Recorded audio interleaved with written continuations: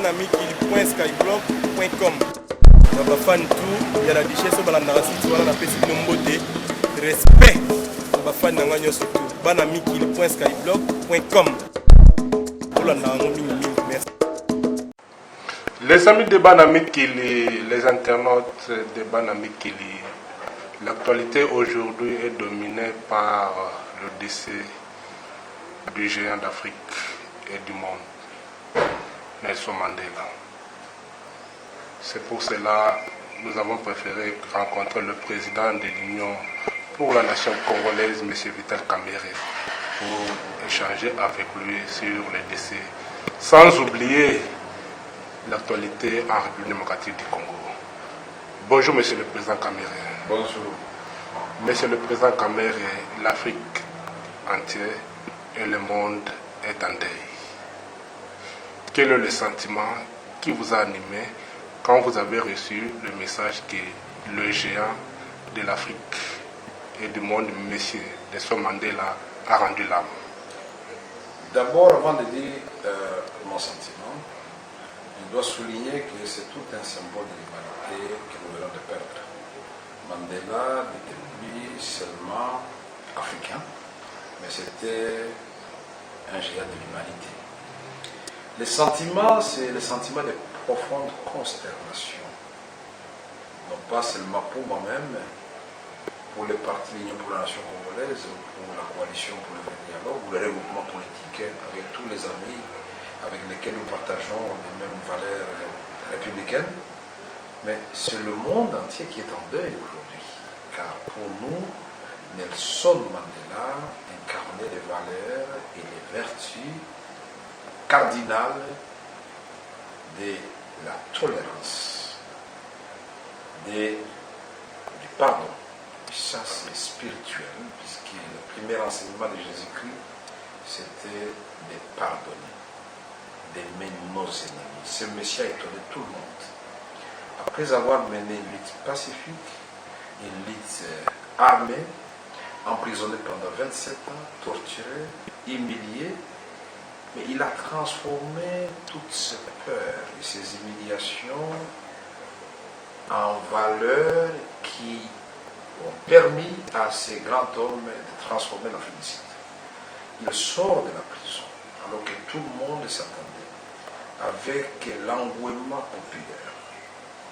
La majorité écrasante de Noirs en Afrique du Sud, que ces derniers puissent faire parler ses instincts ou puissent mettre en exergue ses réactions épidermiques.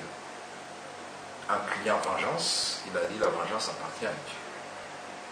Et il a dit à son peuple, un grand leader, ce n'est pas celui qui se laisse entraîner, c'est lui qui voit plus loin et qui dit au peuple, voici là où je vous conduis. Vous pouvez m'insulter aujourd'hui, mais tout ce que j'ai fait, je l'ai fait pour votre bien. Et donc Nelson Mandela, d'aucuns n'avaient pas compris pourquoi il s'était rangé. Et même c'était interprété comme un acte de trahison quand il acceptait de cohabiter avec son bourreau Frédéric Leclerc, en acceptant d'être son vice-président de la République. Mais il s'est rabaissé, Dieu l'a élevé, puisqu'après, il était devenu président de l'Afrique du Sud. Si Nelson Mandela n'avait pas fait ça, je suis certain, et je sais de quoi je parle, l'Afrique d'ici d'aujourd'hui serait un bastion de stabilité permanente, comme on connaît partout où les gens n'ont pas compris qu'il faut privilégier certaines valeurs, il faut se priver de certains plaisirs personnels ou intérêts personnels pour privilégier les intérêts d'un peuple. Donc, l'autre valeur que nous avons retenue de Mandela, c'est le dépassement de soi. Il ne travaillait pas pour lui-même, il a sacrifié sa propre liberté, comme l'a dit le président Obama, pour celle des autres. Et c'est là le modèle de Jésus-Christ. Être au service du peuple et ne pas mettre le peuple à son service. Mais ce que nous devons retenir aussi de Obama, c'est que c'est un démocrate. Un monsieur qui était vraiment à l'avance par rapport à son temps. Il a refusé de briguer le deuxième mandat parce qu'il a compris qu'il a donné à l'Afrique du Sud ce qu'il avait donné, et comme il s'agit d'une édification, d'une œuvre collective, il a compris qu'il y avait des adeptes qui étaient déjà bien préparés, qui pouvaient prendre la relève, l'alternance au pouvoir. Et là, je voudrais souligner que l'Afrique centrale, malheureusement, est la seule région d'Afrique où il n'y a pas un ex-président de la République, en vie ou mort, qui aurait quitté le pouvoir après les élections démocratiques. Soit c'est par la fuite, après l'invasion de la capitale par les rebelles, soit c'est la mort au pouvoir, soit c'est un coup d'État. Et là, nous rappelle son enseignement, ce qui concerne l'alternance. Le Congo, la République démocratique du Congo, qui est la plus grande nation de l'Afrique noire, subsaharienne, en nombre d'habitants et en superficie, puisse donner le go que nous commencions contre l'Afrique centrale des ex-présidents. Mais Mandela, c'est aussi cet homme qui a incarné la réconciliation. Voilà un homme d'exception. Il sort de la prison. Au lieu de dresser les Noirs qui étaient plus nombreux contre les Blancs qui avaient torturé les Noirs et qui avaient fait mort les Noirs par des bergers allemands, les chiens formés pour mordre, humilier, il a dit non, l'humiliation précède la gloire. Nous devons trouver le moyen de vivre en paix et dans l'amour. Et c'est lui le fondateur de la nation arc-en-ciel, où noirs, blancs, indiens et métis cohabitent. Quelle magie! Voilà encore une leçon qui doit nous interpeller au niveau de la région d'Afrique centrale, de la région des Grands Lacs, où il y a des conflits parfois inutiles entre ethnies et qui prennent des dimensions aux allures meurtrières. Et nous disons, il ne s'agit pas de race, il s'agit de simples ethnies. Donc aujourd'hui, l'élite de la région des Grands Lacs, de l'Afrique centrale, les leaders politiques de tout le monde, nous devons dire, pour honorer la mémoire de Mandela, la guerre c'est fini, la haine c'est fini, la diabolisation c'est fini, il est temps que nous puissions devenir des partenaires dans la vérité, la justice et le respect mutuel pour construire une région des Grands Lacs, une région d'Afrique centrale où il fera bon vivre pour nos peuples. Mais nous, les leaders, nous devons nous sacrifier pour Mandela. Disons aussi que Mandela, c'était l'incarnation de la justice. Il a su instaurer en Afrique du Sud un système judiciaire qui est le même pour les pauvres, pour les riches, le même pour les blancs, pour les noirs, les indiens et les métis. Et ça, c'est extraordinaire. Toutes ces leçons doivent nous inspirer. Nelson Mandela, nous ne devons pas oublier qu'il avait déjà, à travers son parti et sa propre personne, bénéficié de l'appui de l'ex-Zaïre, c'est-à-dire Congo-Zaïre, notre pays, à travers le maréchal Mobutu, qui avait appuyé les combats anti-apartheid et les combats de la ligne de front. Le président Mobutu avait reçu Frédéric de Klerk, l'ancien président sud-africain, peu de temps avant la libération de Mandela. Et après, ce que les gens ne savent pas, quand le président Mandela, devenu libre, a entamé une tournée planétaire, mais le point de départ de cette tournée, c'est la ville de Goma où se trouvait le maréchal de Mobutu. Les Azéras n'existaient pas dans la ville. Alors qu'il pouvait recevoir Mandela à Kinshasa ou à Badolité, voilà qu'il le reçoit à Goma. Le maréchal Mobutu et Mandela, tous les deux, étaient loin de s'imaginer qu'un jour Goma deviendra le théâtre de la cruauté humaine. Ils étaient loin de s'imaginer aussi que Goma deviendra le symbole de la paix et de la victoire d'un peuple déterminé à préserver son intégrité territoriale et sa dignité. Donc nous disons à la population de Goma, nous devons faire comme la patience, la persévérance, la détermination et savoir que la liberté, ce n'est pas un cadeau, ça s'arrache. C'est-à-dire la lutte pacifique, la lutte armée. La lutte armée, en autant, ça signifie que les gouvernements de la République démocratique du Congo, l'élite congolaise et tous les leaders de notre pays devons savoir que qui veut la paix prépare la guerre. Donc la première institution que nous devons solidifier, mettre en place, c'est l'armée nationale. Mais aussi les autres institutions. Faire en sorte que nous tous nous soyons en dessous des institutions, de la Constitution et des lois du pays. Et à ce moment-là, le Congo iranien, le Congo en tant que noyau intégrateur de la région des Grands Lacs, va impulser le développement et la démocratie. Mandela aussi, c'est le respect des droits humains.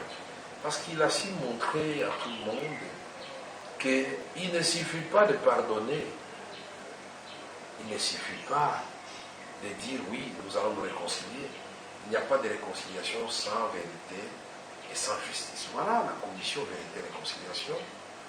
Voilà, les gens sont passés pour se repentir, pour dire nous avons mal fait et nous n'allons plus recommencer.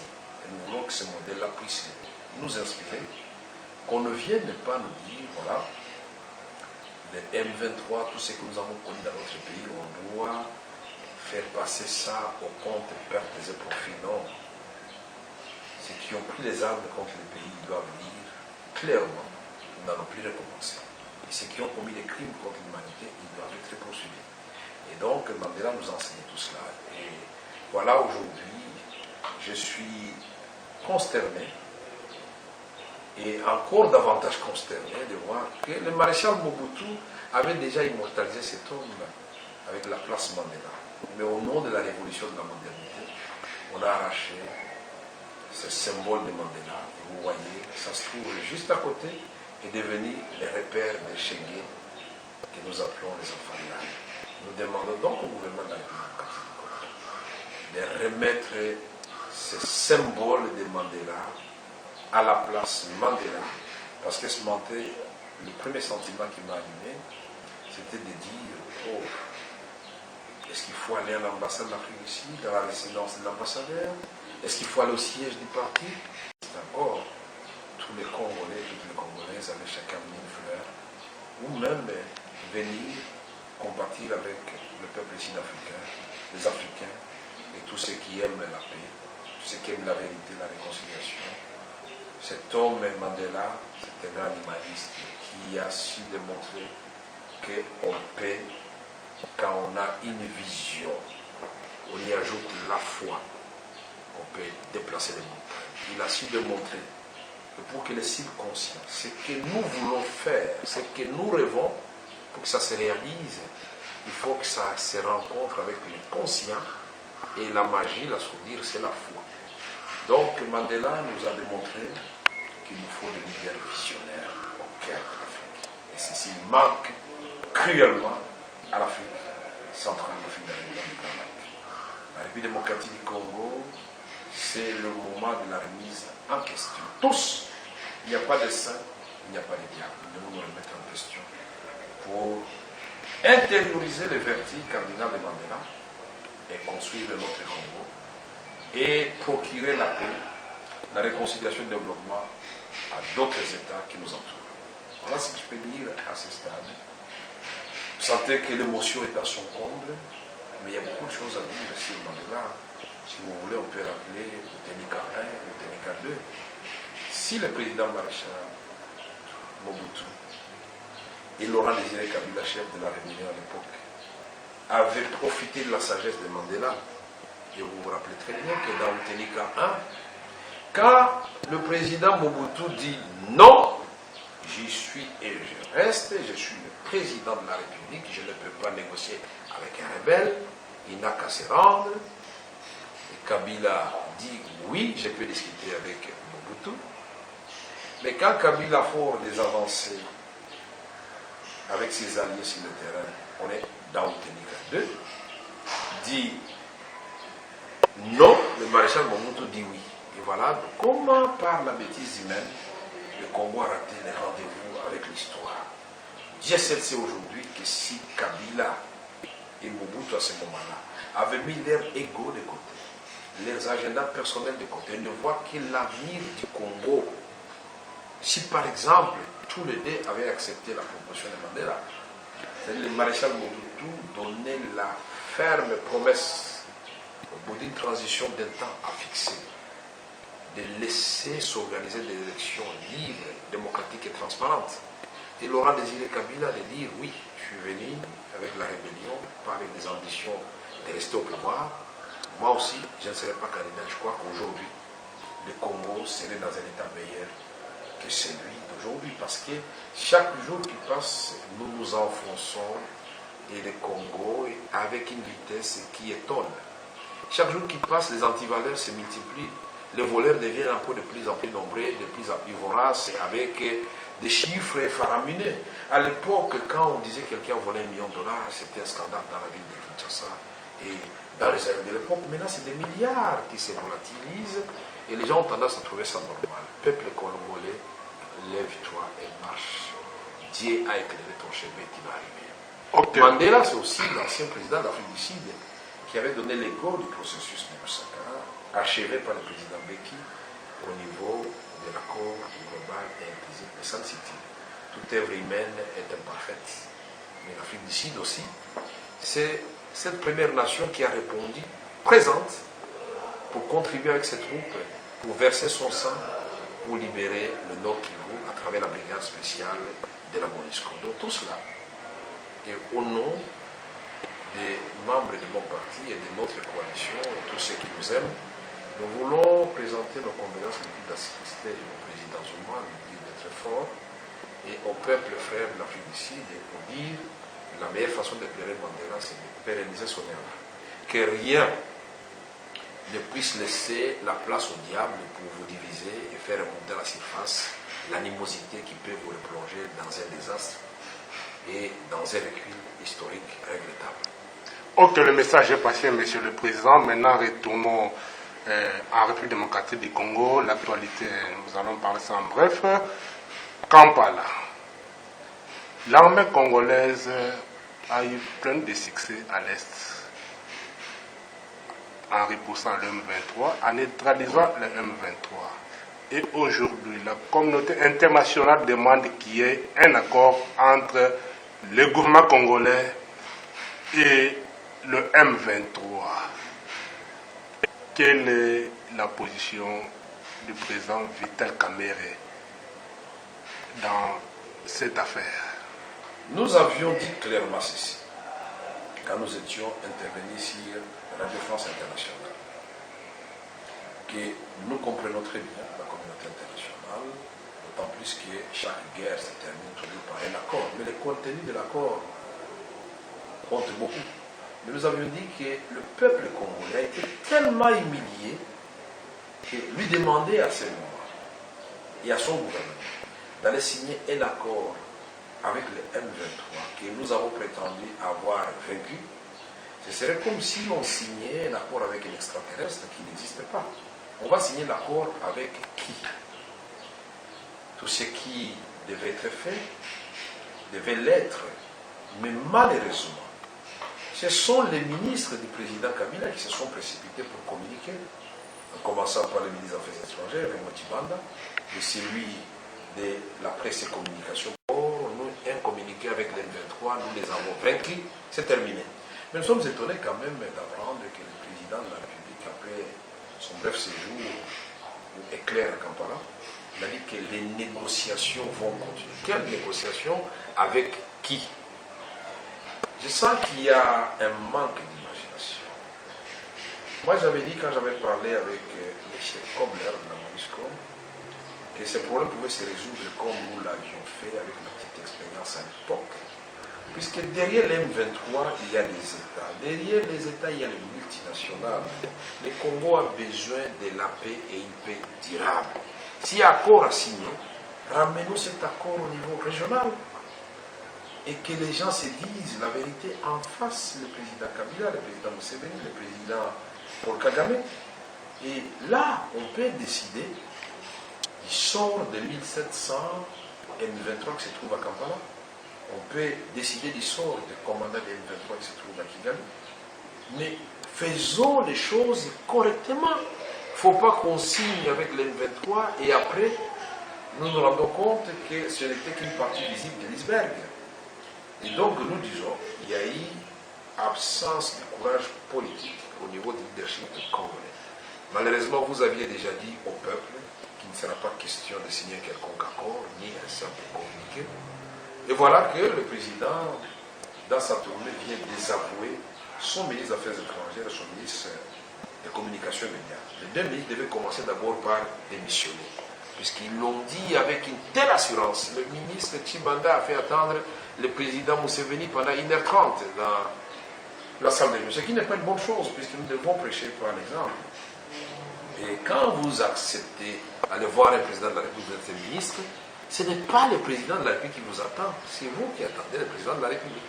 Donc tous ces faits et gestes où les gens se comportent comme des rebelles, mais à la tête d'un État, montrent justement que nous sommes dans une sorte de république bananière, où on ne sait plus qui fait quoi, qui dit quoi. Puisqu'au moment où les gens se posent la question, est-ce que Kampala sera signé ou pas, on se rend compte quand même que le président a le temps de circuler en véhicule. Je me pose la question si le président Obama peut avoir le temps de rouler pendant autant de kilomètres. Ça signifie qu'à ce moment-là, il n'a plus rien à faire. Et le problème des Américains, ce n'est plus son affaire. Nous ne sommes pas dans un rallye Paris-Dakar, non. Nous devons, si nous aimons les pays, ceux qui sont à côté du président de la République, dire avec fermeté, mais poliment, qu'il y a des choses qui ne se font pas quand on occupe une certaine fonction. Si on veut travailler pour le peuple. Et les Congo, il y a des urgences, il y a des défis qui ne peuvent pas attendre. On a annoncé la formation du gouvernement de cohésion nationale. Nous avions dit, comme le prophète, que c'est une boutade et une blague qu'on était en train de lancer à nos amis de l'opposition qui ont mordu à l'hameçon, qui ont couru rapidement pour aller participer aux concertations. C'était tout simplement la cerise sur le gâteau pour amener les gens à venir dans cette messe noire du congrès de la majorité présidentielle. Mais ils ont terminé depuis bientôt 2 mois. Mais où est le gouvernement de cohésion nationale? Et je peux parier aujourd'hui que les amis de l'opposition qui n'avaient pas écouté notre conseil vont déchanter. Nous avions dit, nous connaissons bien l'homme, vous allez voir, parce que certains nous ont dit que le poste de Premier ministre allait revenir à l'opposition. Je dis, vous rêvez? Ça signifie que le président Kabila va reconnaître lui-même, finalement, qu'il avait triché, qu'il n'a pas de majorité à l'Assemblée nationale, et donc nous recommençons, le compteur est remis à zéro. Je ne vois pas au nom de quoi il va vous donner tout cela. Restons dans l'opposition. Réveillons notre peuple pour lui dire qu'il lui appartient à lui, le peuple congolais, de prendre son destin entre ses mains. J'ai dit aux amis de l'opposition, et je suis content des amis comme Moussa Nyamwisi, comme Nzanga Mobutu, comme Fayou et tous les autres qui ont compris qu'en se mettant ensemble, nous constituons une force et nous redonnons espoir à notre peuple. Avec votre coalition que vous avez appelée Sauvons le Congo, c'est très important. vous avez suivi le pasteur Coutinho. Oui. Malgré que vous ne faites pas la suivi, il est en prison comme prisonnier politique. Il y a d'autres prisonniers politiques que l'opposition a abandonnés, vos frères de l'opposition, que vous avez abandonnés en prison. Ça, c'est une affirmation gratuite. Pour un journaliste, j'espère que vous suivez très bien. Dès le départ, j'ai été le premier à citer le nom de Coutinho qui devait être libéré et qu'il avait été injustement arrêté. Quand j'étais encore aux affaires, vous pouvez demander à maman Amy, elle le suit maintenant, la femme de Coutinho, et c'est tout ce que j'ai tenté en vain pour démontrer au président de la République, aux autorités de l'époque, que ça c'était une arrestation arbitraire. Et dans l'opposition, je n'ai jamais raté une seule occasion sans citer le nom de Coutinho. Mais je crois qu'il faudra que nous ayons un plan B après. Parce qu'on ne va pas laisser tout un peuple mourir en prison, puisque après Coutinho, Chaloupa, Dioni, ça sera le tour d'un autre politicien. Soit un accident similé, soit on vous ramasse et tout le monde regarde. Moi, ce qui m'étonne de l'attitude des non-militantes et militants et du peuple congolais, je ne pouvais pas m'imaginer franchement qu'un jour on pouvait prendre Jean-Pierre Bemba, qui avait 42%, et on le met comme ça en prison, sans qu'il y ait soulèvement dans la ville de Kinshasa, à Gemena ou en Banana. Fidel Babala qui les suit. Voilà, c'est ce que je suis en train de dire, un leader aussi de la capitale. Et ça, c'est malsain. Et pour le cas de Fidel Babala, je suis très énervé, parce que je ne comprends pas pourquoi Bosco Ntaganda, M. Mende Malanga et le président Kabila, Remo Tshibanda avait dit qu'au nom de la paix, au nom de la stabilité, nous n'allons pas les livrer à la CPI. Mais alors Fidel Babala a tué qui pour qu'avec une rapidité déconcertantes, on puisse les livrer comme un colis postal à la CPI. Au même moment, vous avez vu ce qu'a fait la Belgique en ce qui concerne le maître Kilolo. Le procureur a dit non, nous allons d'abord examiner les dossiers. Des cochons comme des bêtes. Non, ce n'est pas acceptable. Vous savez, quand je dis chaque jour qu'il ne faut pas gouverner avec la colère, avec la haine, il faut vous rappeler toujours du Pharaon. Pharaon et Joseph. Pharaon et Moïse. David et Goliath. Les gladiateurs contre les gens qui n'ont rien. La force divine peut déplacer les montagnes. À mon ami Fidel Babala qui se trouve en ce moment injustement appréhendé et incarcéré à la CPI, je dis mon frère, aujourd'hui nous sommes en train de pleurer un grand homme qui a incarné certaines valeurs, parmi lesquelles la détermination, la persévérance, la patience. Ne vous découragez pas. Transformez vos peurs et vos craintes en une force qui va tout simplement vous libérer. Il y a une comédie ivoirienne que j'adore beaucoup. Les Ivoiriens avaient dit que les chefs d'État et les prisonniers sont les hommes les mieux gardés du monde. Tous ils ont des cortèges, mais parfois les uns finissent par prendre la place des autres. Mandela était en prison, il est devenu président de la République. Il y a des présidents de la République qui ont commencé par la présidence, qui ont fini en prison. Donc, Dieu est miséricordieux. Je dis à mon ami Babala, ta famille, tes enfants, tous tes amis, nous pensons que la justice et la vraie sera dite et que vous allez très rapidement recouvrir votre liberté. Et aux amis d'IMLC, nous disons, il est temps que vous ayez une ligne idéologique claire. Êtes-vous de l'opposition ou de la majorité? Il ne faut pas tâtonner. Quand vous avez en face de vous un pouvoir dictatorial, il faut être ferme. Ou on est de l'opposition, ou on est de la majorité. Il n'y a pas un juste milieu, on ne peut pas être à la fois de l'opposition et de la majorité. Comment voulez-vous cohabiter avec un pouvoir que nous combattons? Nous disons non. C'est pourquoi j'encourage tous les amis des forces acquises au changement dirigées par Martin Fayou.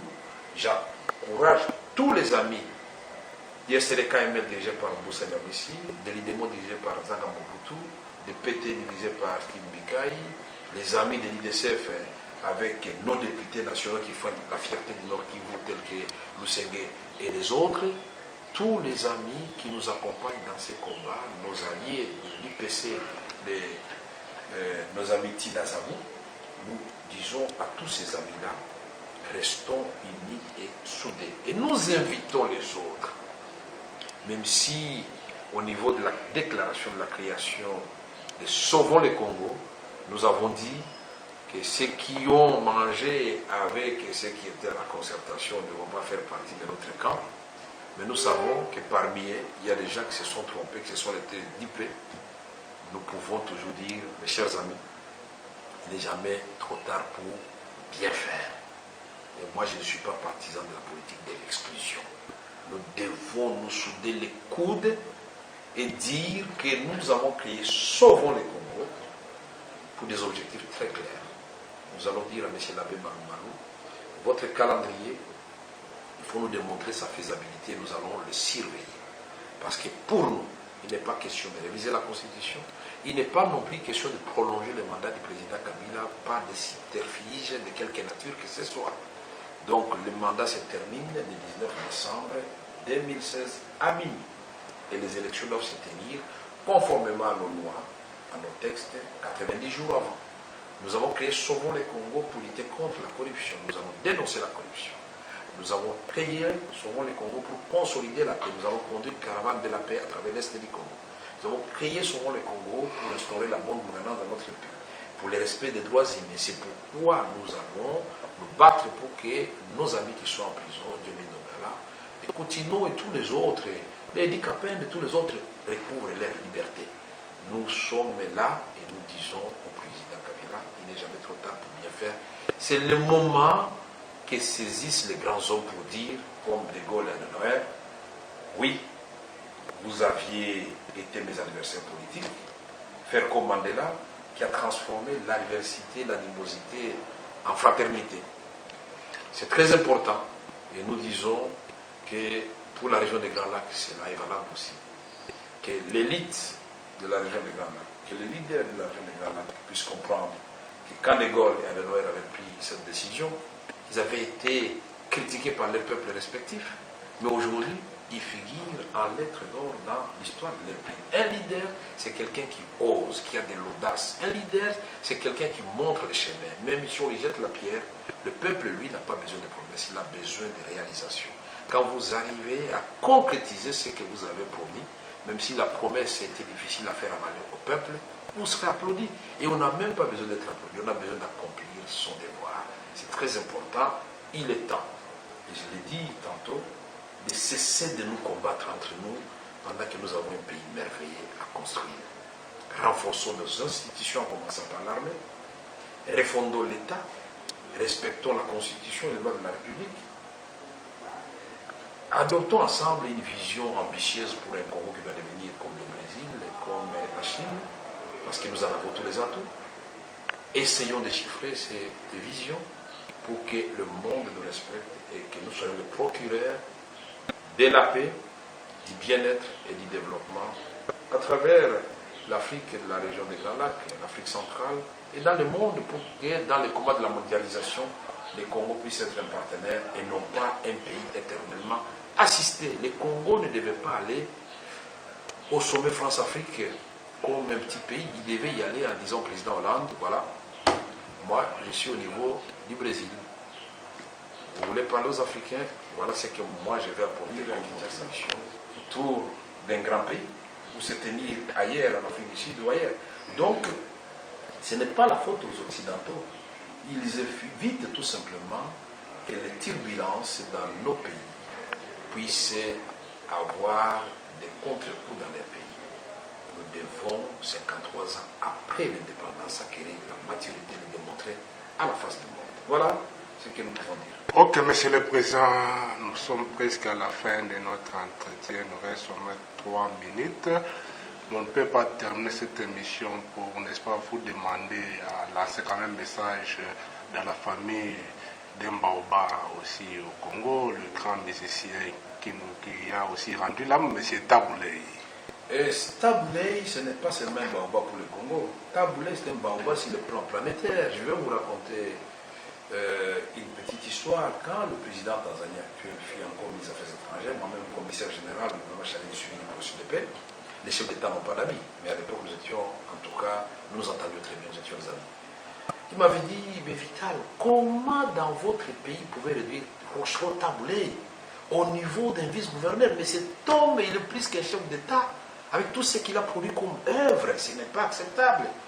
Mais il y a un deuxième témoignage, c'est Fidel Castro qui avait décerné une distinction à Taboulé comme meilleur musicien du monde. Mais ni les prophètes chez soi. Taboulé a été beaucoup assisté quand j'ai été le voir au début de sa maladie par le président Sassou Nguesso. À ce moment-là, notre gouvernement n'avait pas encore bougé. Je ne sais pas ce qui s'est fait par après. Mais ce qui m'étonne, c'est toujours des funérailles avec pompe, on sort de l'argent. On se demande quand la personne était malade, cet argent était où.